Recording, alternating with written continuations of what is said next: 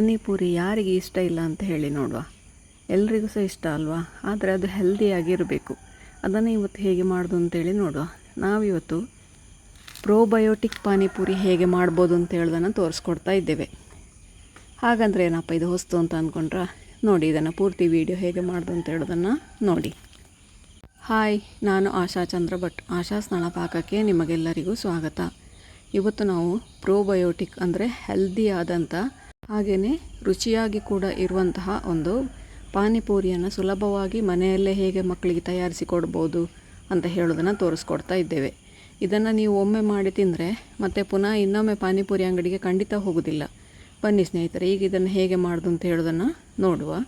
ಇದಕ್ಕೆ ನಾನಿಲ್ಲಿ ಇಷ್ಟು ಸಾಮಗ್ರಿಗಳನ್ನು ತಗೊಂಡಿದ್ದೇನೆ. ಒಂದು 4 ದಂಡಿನಷ್ಟು ಕೊತ್ತಂಬರಿ ಸೊಪ್ಪು, 4 ದಂಡಿನಷ್ಟು ಪುದೀನ ಎಲೆ, 1 ಇಂಚು ಶುಂಠಿ, ಖಾರಕ್ಕೆ ಬೇಕಾದಷ್ಟು ಹಸಿಮೆಣಸು, 1 ಟೀ ಸ್ಪೂನಷ್ಟು ಜೀರಿಗೆ ಹುಡಿ, ಹಾಗೆಯೇ ಒಂದು 100 ಗ್ರಾಮಿನಷ್ಟು ಬಟಾಣಿಯನ್ನು ಒಂದು 8 ಗಂಟೆ ನೆನೆ ಹಾಕ್ಕೊಂಡಿದ್ದೇನೆ. ನೆನೆ ಹಾಕಿ ನೀರು ಸೋಸಿ ಇಟ್ಟದು ಮೊಳಕೆ ಬಂದಿದೆ. ಈಗ ಮೊದಲಿಗೆ 1 ಟೀ ಸ್ಪೂನಷ್ಟು ಸೋಂಪನ್ನು 1.5 ಲೀಟ್ರ್ ನೀರಿಗೆ ಹಾಕ್ಕೊಂಡಿದ್ದೇನೆ. ಹಾಗೆಯೇ ಜೀರಿಗೆ ಹುಡಿ, ರುಚಿಗೆ ಬೇಕಾದಷ್ಟು ಉಪ್ಪು, ಒಂದು ಸ್ವಲ್ಪ ಬ್ಲ್ಯಾಕ್ ಸಾಲ್ಟನ್ನು ನಿಮಗೆ ರುಚಿಗೆ ಬೇಕಾದಷ್ಟು ಹಾಕ್ಕೊಳ್ಬೋದು. ಒಂದು 1/4 ಟೀ ಸ್ಪೂನಷ್ಟು ಅಂದಾಜಿ. ಹಾಗೆಯೇ 1 ಇಂಚು ಶುಂಠಿಯನ್ನು ತುರಿದು ಕೂಡ ಹಾಕ್ಬೋದು, ಹೀಗೆ ಕಟ್ ಮಾಡಿ ಕೂಡ ಹಾಕಿಕೊಳ್ಬೋದು. ಇದರಲ್ಲಿ ರುಬ್ಲಿಕ್ಕೆಲ್ಲ ಎಂತ ಇಲ್ಲ. ಹಾಗೆ ಖಾರಕ್ಕೆ ಎಷ್ಟು ಬೇಕೋ ಅಷ್ಟು ಹಸಿಮೆಣಸು ಹಾಕುವಾಗ ಹುಷಾರಾಗಿ ಹಾಕ್ಕೊಳ್ಳಿ. ಕೆಲವು ಹಸಿಮೆಣಸು ಖಾರ ಇರ್ತದೆ, ಅದೊಂದು 2 ಹಾಕಿದರೆ ಸಾಕಾಗ್ತದೆ. ಚಪ್ಪೆ ಇರುವಂಥ ಹಸಿಮೆಣಸು ಆದರೆ ಒಂದು 4 ಹಾಕ್ಕೊಳ್ಬೋದು. ಖಾರ ನಿಮಗೆ ಎಷ್ಟು ಬೇಕು ಅಷ್ಟು ನೋಡಿಕೊಂಡು ಹಾಕ್ಕೊಳ್ಳಿ ಅದನ್ನು. ಇಲ್ಲಿ ಕೂಡ ಹಾಗೆ, ಇದನ್ನು ರುಬ್ಲಿಕ್ಕೆ ಅಂತ ಇಲ್ಲ. ಹಾಗೆ ನಾನು 1 ಹಸಿಮೆಣಸನ್ನು ಹಾಗೆ ಇಟ್ಕೊಳ್ತಾ ಇದ್ದೇನೆ. 3 ಇದಕ್ಕೆ ಹಾಕ್ಕೊಂಡಿದ್ದೇನೆ.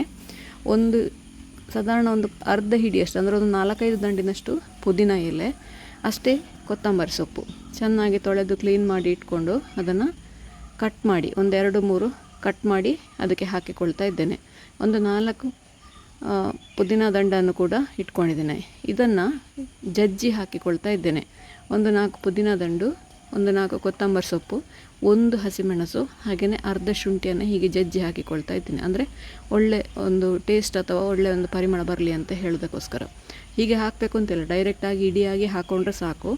ನಾನು ರುಚಿಯನ್ನು ಎನ್ಹಾನ್ಸ್ ಮಾಡಲಿಕ್ಕೋಸ್ಕರ ಒಂದು ಸ್ವಲ್ಪ ಅದನ್ನು ಹುಡಿ ಮಾಡಿ ಹಾಕ್ಕೊಂಡಿದ್ದೇನೆ. ಹುಡಿ ಮಾಡಿ ಅಂದರೆ ಜಸ್ಟ್ ಜಜ್ಜಿ ಹಾಕ್ಕೊಂಡಿದ್ದಷ್ಟೇ.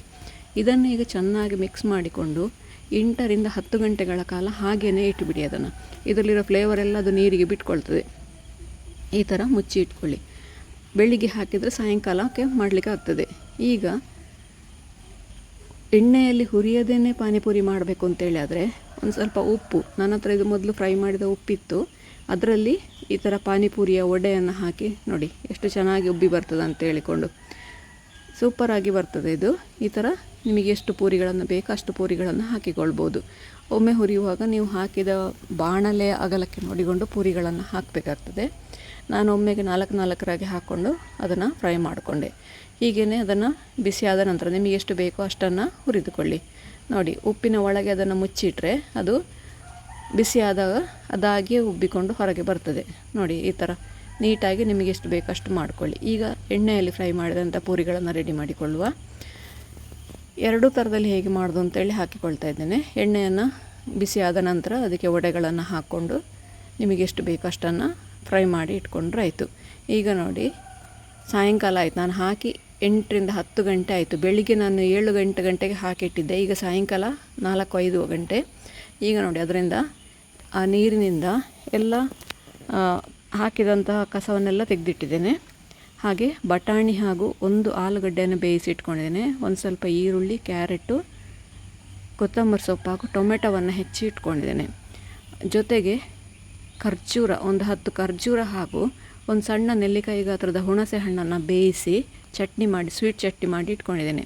ಇದಕ್ಕೆ ನೋಡಿ, ನಾವು ನೆನೆ ಹಾಕಿದಂಥ ಸೊಪ್ಪು ಅಥವಾ ಪುದೀನ ಕೊತ್ತಂಬರಿ ಸೊಪ್ಪನ್ನೆಲ್ಲ ಬಿಸಾಡುವ ಅವಶ್ಯಕತೆ ಇಲ್ಲ. ನೋಡಿ, ಈ ಥರ ಕ್ಲೀನಾಗಿ ಪಾನಿ ಸಿಗ್ತದೆ ನಿಮಗೆ. ಇದು ಇಷ್ಟೇ ನೀವು ಇಟ್ಕೊಂಡ್ರೆ ಇದಕ್ಕೆ ಬಂಗಾರಪೇಟೆ ಪಾನಿಪುರಿ ಅಂತ ಕೂಡ ಹೇಳ್ತಾರೆ. ಇದಕ್ಕೆ ಯಾವುದೇ ಮಸಾಲೆ ಹುಡಿ ಅಂತ ಹಾಕಲಿಕ್ಕಿಲ್ಲ, ಹೀಗೆ ಇಷ್ಟೇ ಇಟ್ಕೊಳ್ಳೋದು. ನಾನೇನು ಮಾಡಿದೆ ಅಂದರೆ ಇದಕ್ಕೊಂದು ಲಿಂಬೆ ಹಣ್ಣನ್ನು ಹಿಂಡಿಕೊಂಡೆ. ನಂತರ 1 ಟೀ ಸ್ಪೂನಷ್ಟು ಪಾನಿಪುರಿ ಹುಡಿ ಹಾಕ್ಕೊಂಡೆ ಅದಕ್ಕೆ. ಹಾಗಾಗಿ ಅದು ಈ ಕಲರಲ್ಲಿ ಉಳಿದುಕೊಂಡಿದೆ. ಬರೀ ಪ್ಲೇನಾಗಿ ಇಟ್ಕೊಂಡ್ರೆ ಅದು ಬಂಗಾರಪೇಟೆ ಪಾನಿಪುರಿ ಆಗ್ತದೆ. ನಾನು ಪ್ರೋಬಯೋಟಿಕ್ ಪಾನಿಪುರಿ ಮಾಡಿದ ಕಾರಣ ನನಗೆ ಬೇಕಾದ ಫ್ಲೇವರಲ್ಲಿ ನಾನು ಮಾಡಿಕೊಂಡೆ ಅದನ್ನು. ಈಗ ಬಟಾಟೆ ಹಾಗೂ ಬಟಾಣಿಯನ್ನು ಚೆನ್ನಾಗಿ ಸ್ಮ್ಯಾಶ್ ಮಾಡಿಕೊಳ್ಳಿ. ನುಣ್ಣಗೆ ಪೇಸ್ಟ್ ಆಗುವ ಅವಶ್ಯಕತೆ ಇಲ್ಲ, ತರಿತರಿಯಾಗಿ ಇರಲಿ ಅದು.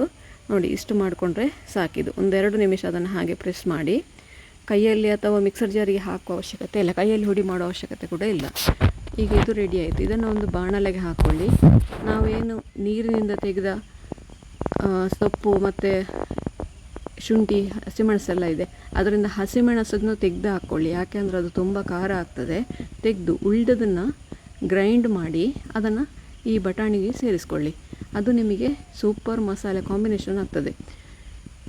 ನಿಮಗೆ ಹೋಟ್ಲಲ್ಲಿ ಹೋದರೂ ಕೂಡ ಈ ಥರ ಸಿಗೋದಿಲ್ಲ, ಅಥವಾ ಗಾಡಿಯಲ್ಲಿ ಹೋದರೂ ಕೂಡ ಈ ಥರದ ಪಾನಿಪುರಿ ಖಂಡಿತ ಸಿಗೋದಿಲ್ಲ ನಿಮಗೆ. ಒಮ್ಮೆ ಖಂಡಿತ ಇದನ್ನು ಟ್ರೈ ಮಾಡಿ ನೋಡಿ. ರುಚಿಯಾದ ಬಟಾಣಿ ರೆಡಿ ಆಯಿತು. ಈಗ ನಾವು ಕ್ಯಾರೆಟ್ ತುರಿ, ಸಣ್ಣಗೆ ಹೆಚ್ಚಿದ ಈರುಳ್ಳಿ, ಟೊಮೆಟೊ ಹಾಗೂ ಕೊತ್ತಂಬರಿ ಸೊಪ್ಪನ್ನು ಚೆನ್ನಾಗಿ ಮಿಕ್ಸ್ ಮಾಡಿಕೊಂಡು, ಇದಕ್ಕೆ ಉಪ್ಪೇನು ಹಾಕೋದು ಬೇಡ, ನೀರು ಬಿಟ್ಕೊಳ್ತದೆ ಅದು, ಹಾಗೇ ಇರಲಿ ಅದು. ನಮಗೆ ಉಪ್ಪು ಖಾರ ಎಲ್ಲ ಪಾನಿಯಲ್ಲಿ ಉಂಟು, ಹಾಗಾಗಿ ಇದು ಯಾವುದು ಬೇಡ. ಸ್ವೀಟ್ ಚಟ್ನಿ ರೆಡಿ ಆಯಿತು, ಈರುಳ್ಳಿ ಕ್ಯಾರೆಟ್ಸ್ ರೆಡಿ ಆಯಿತು, ಸೇವ್ ರೆಡಿ ಇದೆ, ಪಾನಿ ಕೂಡ ರೆಡಿಯಾಗಿದೆ. ಈಗ ಪೂರಿಗಳನ್ನು ಮೇಲಿಂದ ತೂತು ಮಾಡಿಕೊಂಡು, ನಾನು ತಳಭಾಗದಲ್ಲಿ ಈರುಳ್ಳಿ ಕ್ಯಾರೆಟ್ ಹಾಕ್ಕೊಳ್ತಾ ಇದ್ದೇನೆ. ಯಾಕೆ ಅಂದರೆ ಬಟಾಣಿಯಲ್ಲಿ ನೀರುಂಟು, ಹಾಗಾಗಿ ಅದು ತಳಭಾಗಕ್ಕೆ ಹಾಕಿದರೆ ಪೂರಿ ಮೆತ್ತಗಾಗುವ ಚಾನ್ಸಸ್ ಇರ್ತದೆ. ಅದಕ್ಕೋಸ್ಕರ ಅದನ್ನು ಮೇಲಿಂದ ಹಾಕಿ ತಳಭಾಗದಲ್ಲಿ ಕ್ಯಾರೆಟ್ ಈರುಳ್ಳಿಯನ್ನು ಹಾಕ್ಕೊಂಡಿದ್ದೇನೆ. ನೀವು ಉಲ್ಟಾ ಕೂಡ ಹಾಕಿಕೊಳ್ಬೋದು.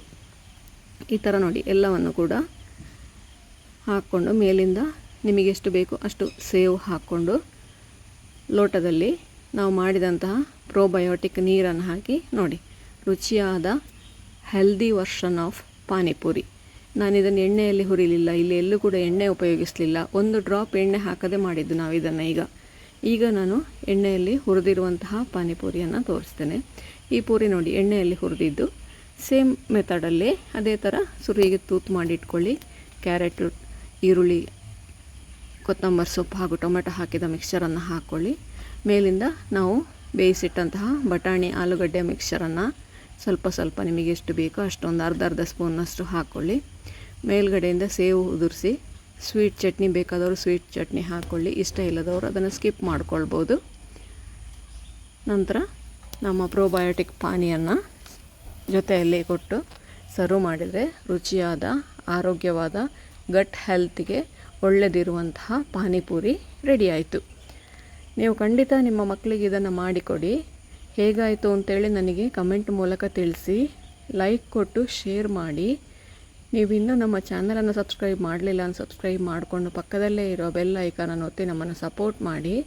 ಮುಂದಿನ ವಿಡಿಯೋದಲ್ಲಿ ಇನ್ನೊಂದು ಹೊಸ ರೆಸಿಪಿಯೊಂದಿಗೆ, ಇನ್ನೊಂದು ಹೆಲ್ದಿ ಅಡುಗೆಯೊಂದಿಗೆ ಪುನಃ ನಿಮ್ಮನ್ನು ಭೇಟಿಯಾಗ್ತೇನೆ. ಧನ್ಯವಾದಗಳು.